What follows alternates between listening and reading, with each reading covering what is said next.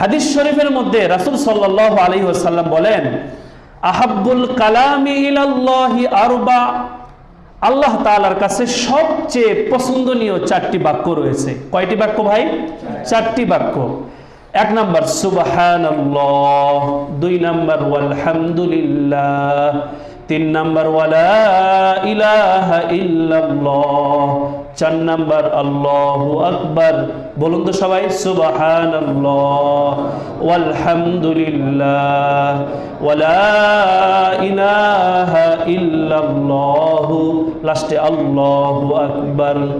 এই চারটা বাক্য আল্লাহ তাআলার কাছে সবচেয়ে বেশি পছন্দের। সুবহানাল্লাহ শুধু আল্লাহ তাআলার কাছেও না, রাসূল সাল্লাল্লাহু আলাইহি সাল্লামের কাছেও বেশি পছন্দনীয়। একজন গ্রাম্য ব্যক্তি এসে রাসূল সাল্লাল্লাহু আলাইহি ওয়াসাল্লামকে বলতেছেন, হে আল্লাহর রাসূল, আল্লামানি খায়রা, আমাকে একটু ভালো কিছু শিখায়া দেন। অনেকে আপনারা হুজুরদের কাছে, ইমাম সাহেবদের কাছে আসে বলেন না, আমাকে একটা দোয়া শিখিয়ে দেন, একটা আমল শিখিয়ে দেন। তো সাহাবীরা হুজুর সাল্লাল্লাহু আলাইহি ওয়াসাল্লামের কাছে এসে বলতেছেন, হে আল্লাহর রাসূল, আমাকে একটা আমল শিখিয়ে দেন। ওই সাহাবীটা আবার গ্রাম্য ব্যক্তি, শহরের না, গ্রাম্য, সহজ সরল মানুষ। তো রাসূল সাল্লাল্লাহু আলাইহি ওয়াসাল্লাম তাকে সহজ চারটা দোয়া শিখিয়ে দিল। সেই চারটা দোয়া হলো এটা, সুবহানাল্লাহ ওয়ালহামদুলিল্লাহ ওয়ালা ইলাহা ইল্লাল্লাহ আল্লাহু আকবার। যখন এই সাহাবী এই চারটা দোয়া শিখলো, এভাবে হাতে গুনে গুনে সে একটু রাস্তা যখন চলে গেল, পুনরায় সে রাসূল সাল্লাল্লাহু আলাইহি ওয়াসাল্লামের কাছে আসলো। আসে সে আবার বলতেছে যে, হে আল্লাহর রাসূল, আপনি যে বললেন যে সুবহানাল্লাহ, অর্থের দিকে খেয়াল করেন। এর অর্থ হলো, আমি সমস্ত পবিত্রতা বর্ণনা করতেছি আল্লাহ তাআলার, অর্থাৎ আল্লাহ তাআলা কোনো দোষ গুণ থেকে তিনি পবিত্র। এরপরে যখন বলবেন আলহামদুলিল্লাহ, সমস্ত প্রশংসা একমাত্র কার? আল্লাহ তাআলার।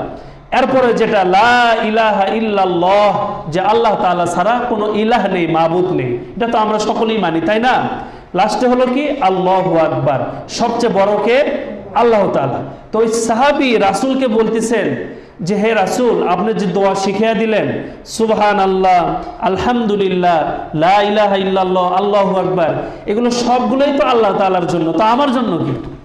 গ্রামের মানুষ তো সহজ সরল, তো বলতেছে এই চারটা দোয়া যে শিখিয়ে দিলেন সবগুলোই তো আল্লাহ তাআলার, তো আমার জন্য কি? তখন রাসূল সাল্লাল্লাহু আলাইহি ওয়াসাল্লাম তাকে এক্সট্রা তিনটা দোয়া নিজের জন্য শিখিয়ে দিয়েছিলেন। কয়টা দোয়া? তিনটা দোয়া। এই তিনটা দোয়া অনেক সুন্দর।